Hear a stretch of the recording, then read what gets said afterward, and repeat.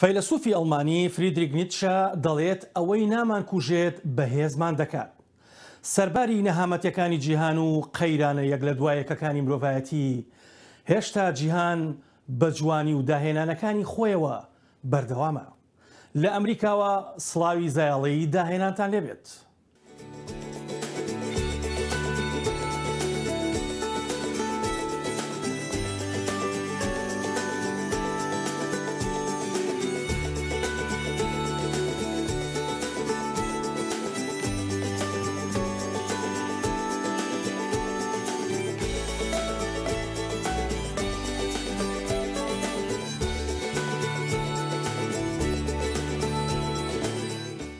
لە شاری نیویۆرک فیستیڤاڵی ئامادەکاری بۆ ئاهەنگەکان بۆ کریسمس و ساڵی نوێ دووبارە ژیان دەکاتەوە بەبەری ئەو شارەدا کە چەند مانگێکە زۆربەی شوێنە گشتیەکان بەهۆی ڤایرۆسی کۆرۆناوە داخراون. ئەفساڵە ji بۆ دیتنا دارا کریسمس لە ڕاکافیلەر پلازا باژێرە نیویۆرک یا بزەحمەت بوو لێ نەبوو ڕێگرک و بە سەدان کەس بچن و دارێ ببینن. لێ ئەفساڵە ئەو پاسێندرێدا هەمی دیمەن بەشارتینە. و باشترین جه هاتیه ترخانکرن که خلق بکارن لراوستن و تماشای اوان را رسمین خیالی بکن. از چمجوری داری ببینم گلک یا جانه. دناف پاسان را از پیچکی ببینم. دارا خملاندی جبور رسم روناهی جهگی برچاو دیار کریه. دار گلک یا دیرش دیمنن دست پیگه دمیتودگهی باجر نیویورک یا قرمچی و رخکی و رود بو. خلکی د توییترن خدا دگود دارا گنجایه بو و ساله لی افرو دار بشه و که جوان هاتیه پاقش کرن. از پندمیکه بچاکیو بهن تانگه لی از بخو در بازد کم گلک یا نخوشه از برین پیچم ام دوید هر دم کیف خوش بین دویدن و بچاک کریسمس هبت و بچاک خوشی و آرامی جیمه هبت دام همی و سلامتی هبت. روناهین رنگین جامخانه دکان باجری دارا و شکادی دایه جشنه.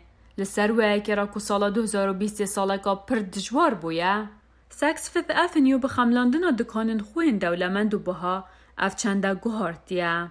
لشینا نیشاندانا تشتین خوین بها گراند جامخانه اندا تشتین جوان نیشانداینه. لدیری دلتنگی و پندمیکه.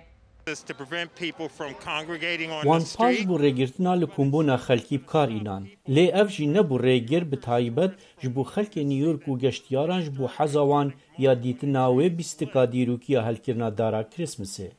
چگاوارو ناهین داره دهن هل کرن، دیمنن خیالی دنه ناوا جادن سارن باشه نیویورک. افدابو نریتل سال 1931 دست بکریه، دم چندین کارکرن سنتر راکافیلر، رابوینه بکرینا داره که و خملاندن های به چندین کارن دستی و چقین دارو باری. نوکه دار به 50,000 پارچن خملاندن جوان کریه و لسری کریستال کاسترا سواروفسکی هلاویستیه. ده سالن آسایی دارو جانه 750,000 خلق دهاتن جبوکو داره ببینن. لیل 2020 بچن رده دادان 4 کس دهمان دم دا بچن و تماشای داره بکن. او جی نپتر جپنش خولکان. سەرباری ئەم ڤایرۆسە نەفرەتیە بەڵام ئیتالیەکان خۆیان ئامادە دەکەن بۆ ئاهەنگەکانی کریسمس و سەری ساڵ. دوای ئەوەی چەندین ناوچەی ئیتالیا ڕێوشوێنی سنووردارکردنی دیژە کۆڤیدیان هێواش کردەوە، ئیتر هەر لە ڕۆژی یەکشەمەوە هاوڵاتیان سەردانی چێشخانەکانیان کرد و دەستیان بە بازارکردن کرد بۆ کریسمس. هێدی واشەقامەکان قەرەباڵق دەبنەوە. لە میلان خەڵک چێژیان لەوە وەردەگرت جارێکی دیکە سەردانی چێشخانەکان دەکەنەوە. دوایەوەی هەرێمی لۆمباردی لە هێڵی سووری مەترسیەوە باشتر بوو. خەڵکی ئەم شارە ئەم دەرفەتەیان بەکارهێنا بۆ بازارکردن و دووبارە یەکتر بینینەوە. لە ڕۆما خەڵکەکە لە شەقامی سەرەکیەکە بازار دەکەن و شەقام و گۆڕەپانە دێرینەکەی ڕۆما ڤیا دێل کۆرسۆ لە ناوەندی شار قەرەباڵق بۆتەوە و هەندێکی شوێنە لەگەڵ سانتادا دەگرن. بەڵام بەداخەوە بازارکردنی ئەم کۆتایی هەفتەیە لەوانەیە ببێتە هۆی شەپۆلێکی تری توشبوون بە کۆڕۆنا و راپۆرتەکانی ڕاگەیاندن ئاماژە بەوە دەکەن پێویستە حکوومەت بیر لە سنووردارکردنی قورستر بکاتەوە. بەڕێوەبەری ڕێکخراوێکی ڕۆژنامەوانیە تایبەت بە خانمان لە پاریس خاوەنی چەندین پرۆژەی مرۆیی و میدیایی و شارستانیە. خۆی و ڕێکخراوەکەی بوونەتە پردی پەیوەندی لە نێوان فەڕەنسا و کوردستان و جیهاندا. ئێستاش سەرقاڵی پرۆژەیەکی گرنگن بۆ خانمانی ڕۆژنامەوان لە ناوچەکانی جەنگدا. شەیدا حوسامی بە خەون و ئیرادەیەکی گەورەوە هەنگاو دەنێت. ئێستاش میوانی زایاڵەیە. شەیداخان هەڵبەت بەختەوەرە بین کە ئێستاکە ئاگاداری ئەوەین کە پرۆژەیەکی هاوبەشی گەورەتان هەیە بۆ خانمانی ڕۆژنامەنووس لە ناوچەکانی جەنگە. ئەم پرۆژەیە لەلایەن حکوومەتی فەڕەنساوە کۆمەگەکرێ و هاوکات ڕێکخراوێکی گەورەی فەڕەنسیشی لە پشتە بێژگەلەوەی کە ئێوە هاوبەشێکی گەورەن لەم پرۆژەیە. پێمان خۆشە بینەرانی دەنگی ئەمریکا لە ڕێی بەرنامەی زایاڵی داهێنانەوە ئاگاداری و پرۆژەیە بن کە پرۆژەیەکی ناوازەیە. زۆر سپاس کاکاس و زۆر بە گەورەی باست کرد بەڕاستی، بەڵام لە ڕاستی شا گەورەیە.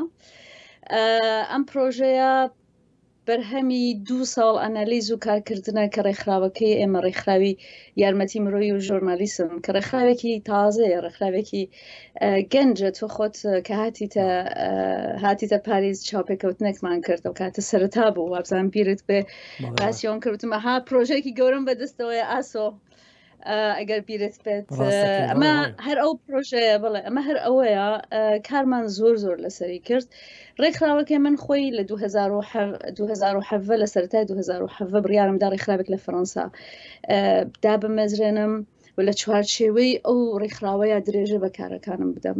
ینی ئەمە یەکەم ئامانجی من ئەوە بوو کە بتوانم خۆم بنیادی شتێک بنێم کە باوەڕم پێێتی و ئەوەش بەهێزکردنی ژنە لە ڕێگای ڕۆژنامەوانی و لە بەرەوەی بۆ من ڕۆژنامەوانی ژۆرنالیسم وەکو ئامراز وایە، ئامرازێک کە بتوانێت بەهێزت بکات، چونکە لە ڕێگەی ڕۆژنامەوانیەوە هێزی ئەوەت هەیە کە خۆت دەرببڕیت. ئەم خۆت دەربڕینە فێری ئەوە تاکات کە خۆت بی و هەروەها بتەوێت گۆڕانکاری بکەیت. لە هەمان کاتیشە هەر ئەو ئازادی ڕادەربڕینەوەت لە کات کە بە دوای ینی ئازادی زیاتر بڕۆیت و بۆی زیاتر بتوانی خۆت بنوێنیت. بەڕاستی پرۆژەی مەکانەتی ئەنجامی هەموو پرۆژانەیە کە من لە ساڵی 2013ەوە دەستم پێکرد کاتێک کە دوای ماستەرەکەم گەڕامەوە بۆ کوردستان بە درێژە پێدانی ڕێگایەکە کە ئەویش بەهێزکردنی ژنە و دروستکردنی پێگەی کە بۆ ژن لە ناو میدیایە، چونکە بەڕاستی ژنان لە ناوچەکانی شەڕ بە شێوازێکی گشتی گیرۆدەی زۆر گرفتی ترن، بە تایبەت مەسەلەی نایەکسانی جەندەری لە هەموو بوارەکانە. ینی بوونی ژن، پێگەی ژن زۆر گرنگە، نەک تەنها لە ڕۆژهەڵاتی ناوڕاست، لە هەموو دنیا ئێستا هەموو باسی ئەکات. تەنانەت لە فەڕەنسایە ئێستا وەزارەتی یەکسانی ژن و پیامان هەیە لە فەڕەنسا کە بە جددی کار لەسەر ئەم بابەتە ئەکات. بەڵام دوای ئەوەی کە من لە 2007 ئەم ڕێکخراوەم دامەزراند، دەستم کرد بە هەندێک کارکردن بۆی کە گەورەی بکەم، بۆی کە بیناسێنم، بۆی کە بەڵێ ئەم ڕێکخراوە شتێکی لە پشتە بیرۆکەیەکی هەیە. بۆیە هەندێک پرۆژەم کرد لە فەڕەنسا لەگەڵ یونیسفی فەڕەنسا پرۆژەیەکمان کرد، کەمپینمان کرد، هەر هەموو لە چوارچێوەی کۆمیونیکیشن، پرۆدکشن و هەروەها خولی فێرکاری. بۆیە ڕێکخراوەکە وردە لەگەڵ ئەو کارانەی کە ئەنجامیدا بە تایبەت بۆ گەشە پێدانی دەنگی کچانی یزیدی لەگەڵ ئیتالیا، لەگەڵ یونیسفی ئیتالیا، لەگەڵ حکوومەت ئیتالیا. دوایەوە وای لێ هات کە من ئایدیاکەم وای لێ هات کەتر ڕاوەستین لێرەیە لە کەمپینە ڕاوەستین، لێرە پێویستمان بە ئەکتە بە شتێک کە بەڕاستی بچینە ناو پانتایەکە و ئیشی لەسەر بکەین. بۆیە لە 2018 لەگەڵ CFI کە ئۆپەراتۆری وەزارەتی ئوموری خارجی فەڕەنسی ئاشنا بووم و فەندێکی خولێکی بڵین فێرکاریان بۆ ئێمە کرد، فەندێکی بچووک بوو لە 2018. بەڵام لە دوای ئەوەوە من هەوڵمدا هەر جۆرێک بێت ئایدیای بەهێزکردنی ژن لە ناوچەکانی شەڕا لەلایەن باس بکەم و بۆیە توانیمان لەگەڵ ئەوانە وەکو وەفدێک هەم سەردانی کوردستان بکەین، هەم سەردانی بەغا بکەین و هەروەها هەم پەیوەندی لەگەڵ ئەو کەسانە بگرین کە لەو بوارەیە کارەکەن، بۆ ئەوەی کە بەڕاستی ئەنالیزێکی زانستی جوانمان لە بەردەستا بێ بۆی بزانین چۆن کاری لەسەر بکەین، چونکە زۆر ڕێکخراومان هەیە کە ئێمە لە ناوچەکانە خەریکن کار لەسەر ئەو بابەتاکەن. بەڵام کە هەرچی سێرەکەی ڕۆژانە ڕێژەی توندوتیژەکان بەرامبەر بە ژن مەسەلەن زیاد دەکات، یان کچان لە ناو میدیاکانە هێشتا شوێنی خۆیان نەگرتووە، ژن نەیتوانیوە بچێتە ناو سەرکردایەتی میدیا. ینی ڕێژەی نایەکسانی ژن و پیاو لە ناو ناو میدیا یەکجار دیارە و هەروەها وەکو بابەت ژن وەکو بابەت لە ناو میدیا ڕۆژ بە ڕۆژ خەریکە بە شێوازێکی زۆر شکلی ئەڕواکە ڕاستەقینەی ئەو بوونەوەرە هێشتا دەرنەکەوتووە تواناکانی دەرنەکەوتووە بۆیە کاتێککە ڕێکخراوەکەی من بەشداری کرا تەنانەت کۆنفرانسێکمان ڕێکخست لە ئەممان پار هەر ئەم کاتانە بوو لەبەرەوەی کە CFI بە ئێمە وتوتیان ئێمە ئەو ئەنالیزەی عێراقمان زۆر بەدڵە و ئەمانەوێت ئەگەر بکرێت بۆ یەمەنیشی بکەن بۆی ئێمە هەردوو وڵاتەکەمان کۆ کردەوە چەند ژنێکمان کۆ کردەوە لە هەردوو وڵاتەکە لە هەرێمی کوردستانی چەند کەسانێکی زۆر شارەزا و زۆر باش بەشداریان کرد دامەزرێنەری کۆمپانیایی مایکرۆسۆفت و پیاوی هاوکاریە مرۆیی و تەندروستیەکان بیل گەیتس دەڵێت ئاساییە ئاهەنگگێڕان بۆ سەرکەوتن بەڵام لەوە گرنگتر ئەوەیە پند لە شکستەکانی ڕابردوو وەربگرین لە جیهان و کوردستانەوە بۆ زایاڵە کۆمەڵێ فۆتۆمان بۆ ئامادەکردوون.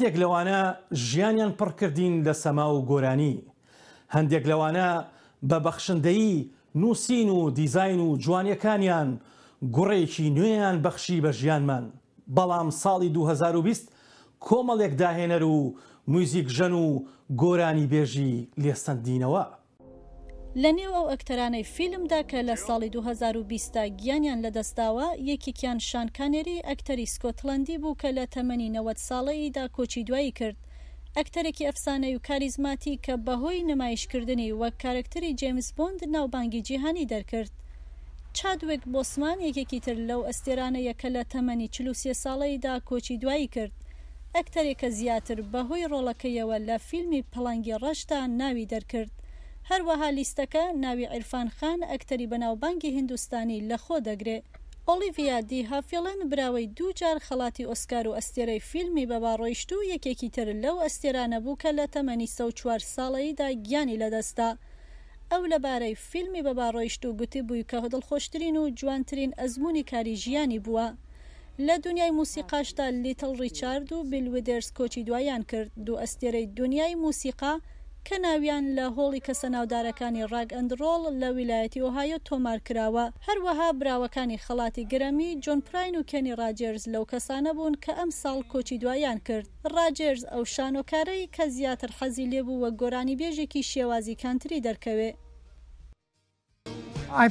من پێم وایە شێوازی مۆسیقای کانتری مۆسیقای ریتم ئەند بلوزە بۆ سپیەکات ئەو جێگایەی ئازاری لێ مانۆ دەبنگۆ موسیقاژەنی خەڵکی کامێرونیش کە ڕێتمەکانی ئەفریقای تێکەڵ بە شێوازی موسیقای فەنگ دەکرد لە تەمەنی 86 ساڵەییدا ئەم ساڵ کۆچی دوایی کرد ژەن یارێکی ساکسفۆن کەوە کەسایەتیەکی پڕ لە ژیان ناسراو بوو پێکەنینە سیمفۆنیاکەی مانۆ دیبانگۆ ئەو ڕستەیەکی بەبێ پێکەنین لەزار نایەتە دەر ئەو پیاوێک بوو لە تەمەنی خۆیدا گەنجیەکی نەگۆری هەبوو دایمە کەسێکی پۆزتیو بوو مردنی لە ناکاوی ئەستێرەی یاری بەسکتبال کۆبی براینت و کچە 13 ساڵانەکەی لە تێکشکانی هەڵیکۆپتەرێکدا جیهانی لە ساڵی 2020 تا تووشی شۆک کردو بوو بە جێگای داخ و پەژارەی زۆر کەس لە دەستچوونێکی دڵتەزێنی دیکە کۆچی دوایی دیێگۆ ئارماندۆ مارەدۆنا ئەفسانەی تۆپی پێی ئەرژەنتین بوو کە بە جەڵتەی دڵگیانی لەدەستدا ئەم قژل لە تیژ و بێباکە کە تاقانە و خۆشەویست و بلیمەتە بۆیە ناوی کوڕە زێرینەکەی لەسەردانراوە چونکە ئەو باشترین ئێڵپایپێکە کە لەدایک بووە کێنزۆ تەکەداش دیزاینەری ژاپۆنی مۆدەی فەرانکۆ لە ساڵی 2020 دا کۆچی دوایی کرد سێ سەرۆک کۆماری پێشوش هەروەها لە ساڵی 2020 گیانیان لەدەستا سەرۆکی پێشووی کۆماری گانا جێری ڕاولینگز و سەرۆکی پێشووی وڵاتی ماڵی ئامادۆ تۆمانی تۆرە و دوا هەمینیشیان سەرۆکی پێشووی فەرەنسا واڵری ژیسکار دیستین بووە. کەسایەتی ناوداری دیکە ڕۆسپەیدر گێنسبرگ فمینیست و سەرۆکی دادگای باڵای ئەمریکا بوو کە لە تەمەنی 87 ساڵەییدا کۆچی دوایی کرد. جان لوئیسیش کە پێشەنگێکی بزوتنەوەی مافی مەدەنی لە ئەمریکا بووە لە ساڵی 2020 تا کۆچی دوایی کرد. دوای زیاتر لە 3 دەیە خزمەتکردنی لە ئەنجومەنی نوێنەراندا. هەندێک پێشکەوتنمان هەبوو و هەنگاومان ناوە، بەڵام هێشتا زۆرمان ماوە ڕێگاکە ببڕین. هێشتا ڕێگامان زۆرە کە نەڕۆیشتووی. جۆرج فلۆیدیش ئەو پیاوە ڕەشپێستەی کە مرنەکەی لە ژێردەستی پۆلیستا بوو بەهۆی سەرهەڵدانی خۆپیشاندانی سەرانسەری دژی نابەرابەری ڕێگەزی یەکێکی دیکە بوو لەو کەسانەی ئەم ساڵ کۆچی دوایان کرد. بەڵام ساڵی 2020 هەروەها بەهۆی پەتای کۆڤید-19ەوە قەت لەبیر ناکرێت. پەتایەک کە تاوەکو ئیستا زیاتر لە 68 ملیۆن کەسی لەسەر ئاستی گیان تووشی نەخۆشی کردووە و زیاتر لە 1.5 ملیۆن خەڵکیش بەم هۆیەوە گیانیان لەدەستاوە. دیزاینەری ئەمریکی لە بواری جلوبەرێکدا زاک پۆزین دەڵێت دەمەوێت ئەو شتانەی دروستی دەکەم کواڵەتی بن. من زۆر باوەڕم بەکاری دەزڕەنجینی و هەستپێکرا و دەستکردەکانە. من دەمەوێت پارێزگاری لە زیندوێتی ئەو نەریتە بکەم. جلوبەرگی ڕازاوەی کوردی لە هەورامان بەشێکی زیندوی فەرهەنگ و مێژووی کووردە. دەزڕەنجینی سیمایەکی جوانی ئەم فەرهەنگەیە. زۆرێک لە نەتەوەکانی دنیا خاوەنی کەلتور و فەرهەنگی جیاوازن. لەو نێوەندەشدا جلوبەر خاڵی گەورە و جاکرەوەی بەشێکی زۆریانە. ئێرە هەورامانە. هەورامیەکان جلوبەرگی تایبەتیان بۆ هەردوو ڕەگەز هەیە. پۆشینی جلوبەرگەکەیان بەسە بۆ ئەوەی ڕاستەوخۆ بینەرەکان ئاماژە بۆ هەورامان بکەن و وەک بڕاندێکی ئەو جلوبەرگە لێی بڕوانن. ناوچەی هەورامان تایبەتمەندی خۆی هەیە، ناوچەی بادینان تایبەتمەندی خۆی هەیە، ناوچەی سلێمانی و شارەزۆر تایبەتمەندی خۆی هەیە، هەم لە جلوبەرگی کوردیا هەم لە جلوبەرگی ژنانە هەم لە جلوبەرگی پیاوانە.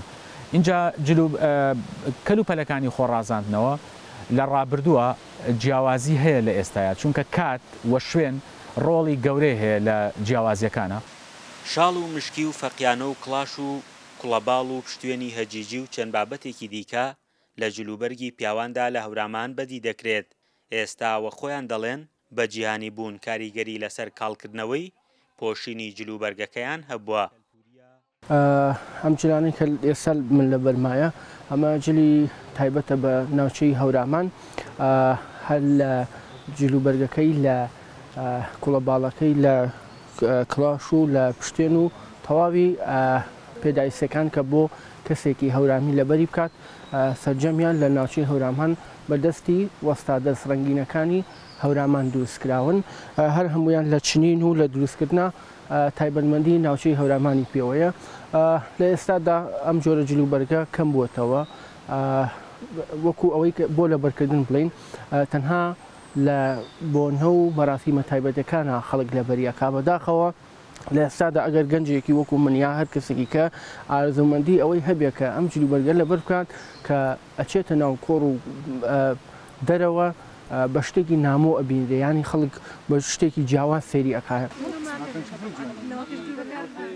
ژنانی هەورامانیش بە جلوبەرگی ئاڵوواڵا و سەرپێچ و کڵاوزەڕ و کۆڵوانە و عاشقبەند و چەندان جوانکاری دیکەوە خاوەنی ژمارەیەک تایبەتمەندین لە جلوبەرگەکانیاندا.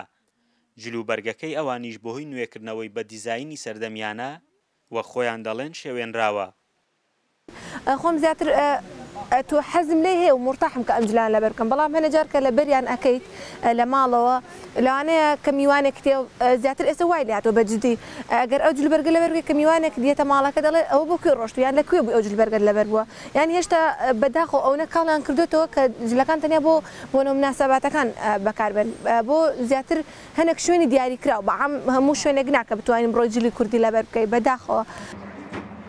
هەورامیەکان لە بۆنە ئاینی و بۆنە جیاوازەکانی دیکەی خۆیان ئەو جلوبەرگا دەپۆشن. ئێستا جلوبەرگی هەورامان و جلوبەرگی کوردی ڕەسەنیش زیاتر لە بۆنەکاندا دەپۆشرێن. بەڵام لای ئەو کەسانەی کە تەمەنیان کردووە ئێستاش جلوبەرگەکە هەر جلوبەرگی سەرەکی ڕۆژانەیانە. فەرحان هەورامانی، دەنگی ئەمریکا، هەورامان. گەلەریە بەنێوبانگەکەی لەندەن میوانداری لە 65 شاکاری هونەری دەکات و لە پیشانگایەکی نوێدا نمایشیان دەکاتەوە. گەلەری شاژن لە لەندەن پێشانگایەکی نوێ دەکاتەوە بۆ 65 شاکاری هونەری تابلۆی وێنەکانی کۆشکی بۆکینهام دەخاتە بەرچاوی بینەران. تابلۆکان هیچ سەردەمی جیاوازە و دەست و پەنجەی تابلۆ کێشە جیهانیەکانی لەخۆ گرتووە. یەکەم جاریشە بخێنە گەلەریەکەوە کە ڕەنگە بۆ بینەر چێژی خۆی هەبێت. 65 تابلۆیە لە وێنەکانی کۆشکی بۆکینهام وەرگیراوە. ئەمەش یەکەم جارێ هەمویان پێکەوە هەڵبواسرێن و لە پێشانگایەکی هاوچەرخدا لە گەلەری شاژن بخرێنە بەرچاوی بینەران. هەندێک لە خزمەتگوزاریە بنەڕەتیەکانی شوێنی نیشتەجێبوونی شاژن لە لەندەن نۆژە نەکرێتەوە کە لە ساڵی 1950ەوە دەستکاری نەکراوە. کۆشکە 1975 ژووریەکە لە ساڵی 2007 خەریکی چاکردنەوەین. فرسەتێکی باشیشە گواستنەوەی تابلۆکان لە بری هەڵگرتنی نیشاندانی وە گەلەریەک. ئەو شوێنەی تابلۆکانی لێبوو نۆژەن دەکرێتەوە. دەبوو تابلۆکان هەڵبگرین یان بیگوازینەوە و نیشانی بدەین. ئەمەش فرسەتێکی دەگمەنە لە تەلارەکە گواستمانەوە بۆ گەلەری شاژن کە لەوێ هەموو بە یەک ئەندازەدانراوە و ڕووناکیش زۆر باشە و کارەکانی جوانتر کردووە. گەلەری وێنەکان لە بەریتانیا و لە کۆشکی بۆکینهام هەموو ساڵێک نەریتە لە هاویندا بۆ خەڵک واڵایە جگەل لە ڕووی دیبلۆماسیشەوە شوێنێکی پڕ بایەخە. تابلۆکانیش خۆیان نەدوێن حکایەتی دەست و فڵچەی هونەرمەندە ناوازەکانی جیهانی جێڕێتەوە. ئەمانە باشترین تابلۆکانی بەشی هونەرن. کاری هونەرمەندانی هۆڵندی و ئیتالی و لیمیش دەخرێتە بەرچاو کە هەریەک لە جۆرجی سێهەم و چوارەم و باوکیان کۆیان کردوتەوە. تابلۆکان لە مێژوویەکدا نەخشێنراوە و لە هیچ سەردەمێک بەهاو چێژی ڕوانین لەم شاکارانە کەم ناکاتەوە. یحیا بەرزنجی دەنجی ئەمریکا. لەم سەردەمەدا مۆبایل تەنها ئامێرێک نییە بۆ تەلەفۆنکردن و پەیوەندی، بەڵکو و تەلەڤیزۆنە، میدیایە، تۆڕە کۆمەڵایەتیەکانە، ئامێرێکی بەهێزیشە بۆ گواستنەوەی ڕاستەوخۆی ڕوودا و دیمەن و هەواڵەکانیش. هاوکات چەندین ساڵە خەمی گەورەی کۆمپانیەکانی مۆبایلی زیرەک دروستکردنی سکرینێکی بەهێز بووە. ئەم پیشەسازیە لە داهێنانی بەردەوامدایە. بۆ gelek kesa li cîhanê telefona destî yan jî mobayl tê tevkarînan ji bo gelek tişta wekî veguhestina para yan jî bû danûstandinên civakî û demê cemaê derzit yan jî ştket gelek hesteyeka neciwan peyda dibet. Li Amerîka û bû demekî dirêj kompanya Corning ya çêkirina şîşe hewl diditin camên telefona bi şêweyekî qayîmtir çêbket. Ev çende bî egereka mezin bû kirî firûtina telefona li Hindistanê û Çînê. Are typically a much higher percentage of a person's GDP. پرانیاف ئاڵاوا دەربڕینێ ژە ڕێژەیەکە بلند یا سەرجەم بەرهەمێ ناوخۆیی یا هەر کەسی دیکە لە هەرێمێ نو پێگەهشتی ji ber wê yekêjî qahemî û dûmdariya her telefonekê nîşana giringî pêdana gelek pêtire jiya li welatên pêşkeftî. Corning li sala 1951 û li demê damezrandinawê û hetanûke li dîvgor û pêtiviyên demî çitin û camên wê tên evkarînan ji bo çêkirina pencerên gemiyên esmanî yê NASA. û li sala 1905 navê camên wê hatine belavekirin di nav amanên xwarinê de bû navmalê de û piştî hîngê Steve Jobs camên wê ji bo çêkirina iPhoneê bikarînan. Kompanya Corning camên wê gelek navdarin li seranserî cîhanê û kompaniyê şiya berhemê wê yênî bi navê Gorilla Glass Victus camên gelek bêhêz çêket. چەند ئەم شوشەکی نو پێش دخین ئەم بە کوالیتەیەک بلند چێ دکین divê ku berhemê me jê niha heyî gelek baştir be û ji bo pêşbirkê jî gelek çêtir be. Corning dibêjit Victus şiyano ketiyê heye. Ev cûrê şûşe dikare ji bilindiya 2 metran yanî ji min bilindtir bikeve ser cihekî req weke çîmentû û şiyana wê ji bo derzînê ducarkî pitire şiya berê. û nûke demê telefona te bikevit û nederzit yan jî neşket divê tu supasiya kompanya Corning bigî. ڕێکخراوی مناڵپارێزی کوردستان چەندین ساڵە پرۆژەی گرنگیان بۆ مناڵانی کوردستان ساز کردووە. ئەو ڕۆکەش پیشانگایەکی هاوبەشیان بۆ 40 مناڵ و نەوجەوان لە شاری سلێمانی کردووەتەوە. ڕێباز مەجید بۆ زەیاڵە ئەم راپۆرتەی بۆ ناردوون. سنتەری چالاکی گەنجان و ڕێکخراوی منداڵپارێزی کوردستان هەستان بەکردنەوەی پێشانگایەکی هونەری بۆ دەیان شێوەکاری گەنجی شاری سلێمانی لە مۆزەخانەی ئەمنە سوورەکە. لە پێشانگاکەدا 40 شێوەکاری گەنج لە کوڕان و کچان بەزیاد لە 100 کاری هونەری لە ژانر و کۆنسێپتی جیاواز بەشداریان کرد و لەوێەوە کارە هونەریەکانیان نمایش کرد. لە سنتری گەشتان کۆمەڵی تەکنیکی جۆراوجۆران فێرەکەین لەوانەیە هێڵکاری یا خۆدیشکردن بە بۆی زەیتیان خود بە بۆی ئاوی و بە بۆی ئەکرلیک. وەکو کۆنسێپت من بە تەواتی خوێندکارەکانم ئازاد کردووە کە عالەمی و زۆر ئازاد هەڵبژاردننی و کۆنسێپتە یاخود ئەو بابەتێکی کاری لەسەرەکان.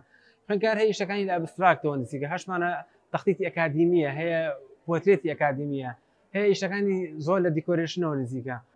هەر هونەرمەندێکی گەنجی ئێرە بە شێواز و ستایل و کۆنسێپتێکی جیاواز کار دەکات. هەندێکیان کاری ڕیالیستیک، هەندێکیان ئەبستراکت، هەندێکیشیان پۆرتریت و ژانرەکانی تری شێوەکاری. من بە پێنج لە حەبەشداریم کردو زیاتر بە قەڵەم و قەڵمڕسازی شتەکەم لەگەڵ گرافیکە باشە و هەروەها ڕسمەکان زیاتر لەسەر مەدرسەی ڕیالیستیکە ڕۆم یعنی ئەمە لەسەر ئەو مەدرسە زیاتر پەرەوە خۆم بۆ و چونکە لە بەشی تەلارسازی شتم لەگەڵ ڕسمەکانمان هەستەکەم یعنی ئەوم خاستە من ساڵە هەنە شتێکم تێکەڵاو کردووە وەکو لە شیبی لە تەلارسازی نزیک بێ وەکو سێ گۆشە لەگەڵ ڕسمەکەمان تێکەڵاوم کردوون. سەرەتا بە خێراتتانەکەم من وەکو بەشداریەک یەکەم ساڵە لەم پێشەنگایە بەشداریەکەم و بە 4 تابلۆ بەشداریم کردووە. تابلۆکانم جۆرا و جۆرن بابەتی کیوبیزمی تایە کە چۆنەڵی هاوشێوی ئەندازەین ئەبستراکتی تایە لەگەڵ نیچر واتە سروشتیش. خولیای وێنەکێشانم هەبووە لە سەرەتا 2020 دەستم کرد بە وێنەکێشان دوای ئەوە ویستم ئاستی خۆم بەرزتر کەمەوە هاتمە سەنتەری گەنجان بەشداریم کرد لەم پێشانگایش بە دوو لەوحەکانی منیش زیاتر کردەوارین. لە شاری سلێمانیدا ژمارەیەکی بەرچاو لە سەنتەر و فێرگە و ناوەندی ئەکادیمی هەن کە یارمەتی گەنجان دەدەن وزەی خۆیان لە هونەردا سرف بکەن و تێیدا گەشە بکەن. سەرپەرشتیارانیش لە ڕێی ئەم جۆرە چالاکیانەوە هەوڵ دەدەن کارە هونەریەکانیان پیشانی خەڵک بدەن. ڕێباز مەجید، دەنگی ئەمریکا، سلێمانی. ڕێبەری مافە شارستانیەکانی ئەمریکا مارتن لوسەر کینگ دەڵێت ناتوندوتیژی چەکێکی بەهێز و دادوەرانەیە دەبڕێت بەبێ ئەوەی بریندارت بکە مەزنە و پیاوەی بەکاری دەهێنێت. ناتوندوتیژی شمشێرێکە بۆ ساڕێژبوونەوە تا زایڵەیەکی دیکە و جوانی و داهێنانێکی دیکەی جیهان ماڵەوە.